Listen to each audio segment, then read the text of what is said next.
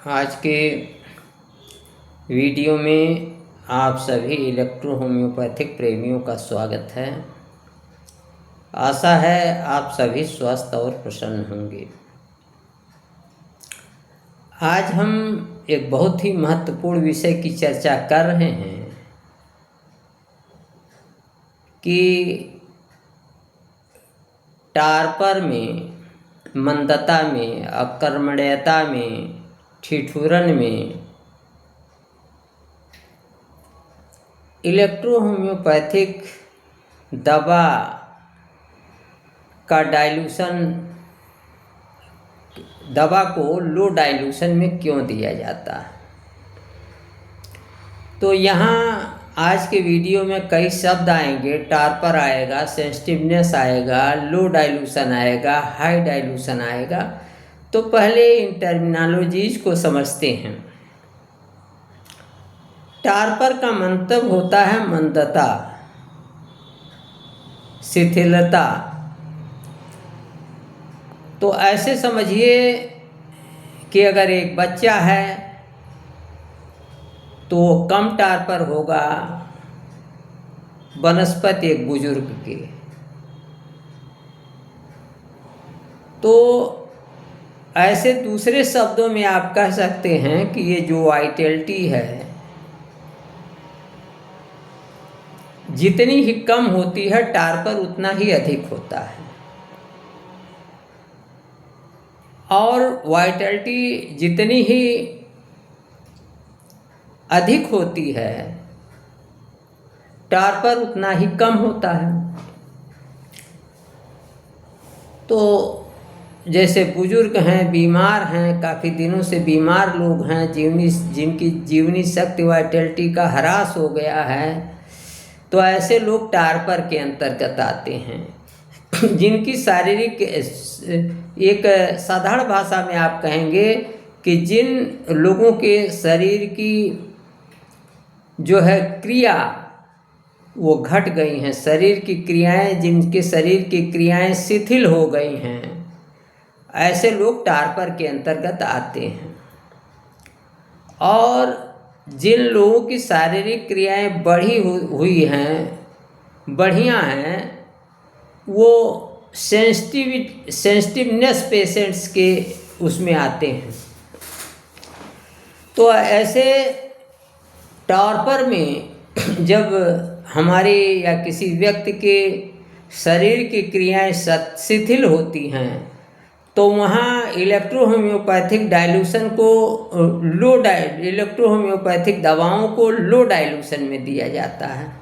इसको समझने के लिए हम एक नदी का उदाहरण लेते हैं। मान लीजिए एक नदी है, उसमें पानी पश्चिम से पूरब की ओर बह रहा है। अगर कोई नाव जो है वो भी पश्चिम से पूरब की ओर जा रही है तो नदी जो है उसका वेग जितना ही अधिक होगा, नदी के पानी का बहाव जितना ही अधिक होगा, उतने नाव भी उतने तेजी से जाएगी। ऐसे ही जब शरीर की क्रियाओं की गति अधिक होती है, बहाव अधिक होता है, इसको नदी मान लीजिए शरीर को, तो जब इसका बहाव अधिक होता है तो नौका को दवा मान लीजिए, तो वो उतनी ही गति से आगे बढ़ती है। तो जब टार्पर अधिक होगा तो नौका को बल नहीं लगाना पड़ेगा, बहाव तेज है तो अपने आप बहेगी पूरब की ओर, तेजी से बहेगी। और अगर बहाव कम है या शरीर बिल्कुल लगभग स्थिर हो रही है, टार्पर हो रही है, तो वहाँ नाव को आगे ले जाने के लिए उस पर शक्ति का प्रयोग, ताकत का प्रयोग करना पड़ेगा। तो उसी तरीके से जब शरीर का बहाव कम हो जाता है तो दवा को कम पोटेंसी में अर्थात अधिक डोज में देना पड़ता है। और जब शरीर का बहाव अधिक होता है टार्पर कम होता है, सेंसिटिविटी अधिक होती है, तो इलेक्ट्रो होम्योपैथिक जो दवाएं हैं उनको अधिक डाइल्यूशन में दिया जाता है, अर्थात डोज उनका घटा दिया जाता है।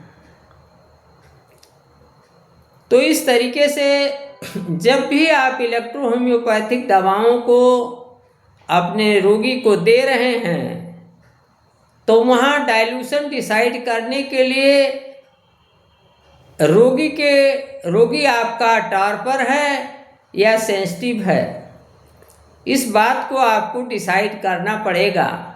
रोगी के सेंसिटिवनेस और टार्परनेस के ही आधार पर आपकी दवा का डाइल्यूशन डिसाइड होगा। तमाम इलेक्ट्रो होम्योपैथिक प्रेमी कहते हैं हमको डाइल्यूशन डिसाइड करने में दिक्कत होती है, तो उसी अनुक्रम में यह वीडियो मैं आपके लिए लाया हूँ। तो ऐसे समझें कि अगर शरीर के बहाव की गति अर्थात शरीर के क्रियाओं की गति अधिक है तो वहाँ दवाओं को हाई डाइल्यूशन में दिया जाएगा, अर्थात कम मात्रा में दिया जाएगा, लो डोज में दिया जाएगा, डोज कम होगा।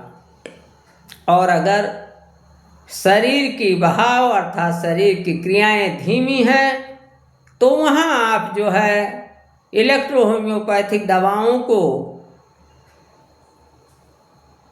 कम डाइल्यूशन में देंगे, अर्थात डोज अधिक देंगे।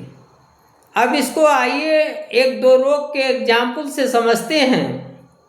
जैसे कोई रोगी लकवाग्रस्त है, उसको पैरालिसिस हो गई है, उसकी नाड़ी धीमी हो गई है, रक्त संचार घट गया है, बॉडी एक्टिविटी घट गई हैं। दूसरे शब्दों में, सरल शब्दों में आप कहिए कि शारीरिक क्रियाएं घट गई हैं, शरीर का बहाव घट गया है।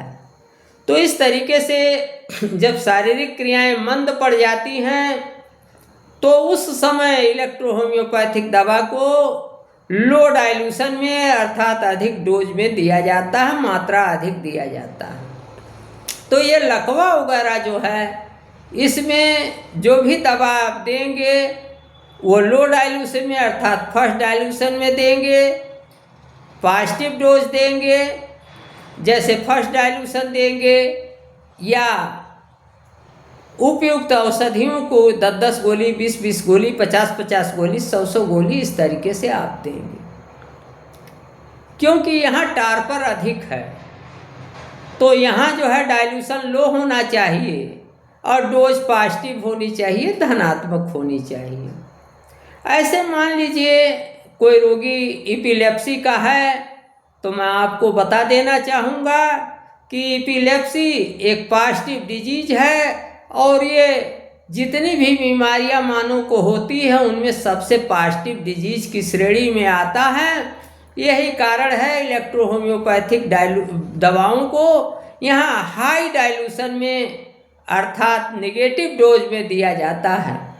जैसे यहाँ आप मान के चलिए कि इलेक्ट्रो होम्योपैथिक जो दवाएं हैं, स्टेन है, C1 है, F1 है, बेन1 है, जो भी दवाएं हैं ये सभी इतनी निगेटिव ये बीमारी है, इतनी पॉजिटिव ये बीमारी है एपिलेप्सी कि इसमें डोज बहुत निगेटिव अर्थात 1000 पोटेंसी में दिया जाता है, बहुत ही कम डोज में दवाओं को दिया जाता है, हाई डाइल्यूशन में दिया जाता है। तो ऐसे और एक आध एग्जाम्पल आपको दे रहा हूँ। जैसे मान लीजिए रोगी को आपका बुखार जितना ही तेज है उतना ही आप A1 और F1 को हाई डाइल्यूशन में देंगे, अर्थात डोज कम कर देंगे। अगर कहीं ऐसा है कि रोगी को जाड़ा लग रहा है तो वहाँ जो है इलेक्ट्रो होम्योपैथिक दवाओं को और उसके शरीर का तापक्रम कम है तो वहाँ इलेक्ट्रो होम्योपैथिक दवाओं को जो आपकी सिलेक्टेड मेडिसिन्स हैं उनको आप पॉजिटिव डोज में देंगे। तो इस तरीके से इलेक्ट्रो होम्योपैथी में दवाओं के डोज निर्धारण के लिए मरीज की टार्पिडनेस, टार्पर और सेंसिटिविटी दोनों को कंपैरेटिव अध्ययन करके ही आप इलेक्ट्रो होम्योपैथी के डोज और डाइल्यूशन को निश्चित कर सकते हैं। डोज और डाइल्यूशन एक दूसरे के विरोधी हैं, उल्टे हैं। डाइल्यूशन बढ़ने पर डोज घटती है और डाइल्यूशन घटने पर डोज बढ़ती है। इसी तरीके से डाइल्यूशन बढ़ने पर पोटेंसी बढ़ती है, डाइल्यूशन घटने पर पोटेंसी घटती है। तो मैं समझता हूँ कि आपका आज का वीडियो हमारे इलेक्ट्रो होम्योपैथिक विद्यार्थियों के लिए, चिकित्सकों के लिए एक नई दिशा देगा और उन्हें इलेक्ट्रो होम्योपैथिक दवाओं के डाइल्यूशन को, उनकी पोटेंसी को डिसाइड करने में मदद करेगा। आज के वीडियो में इतना ही। अगले वीडियो में फिर मिलूँगा। नमस्कार, मैं डॉक्टर प्रेम नारायण।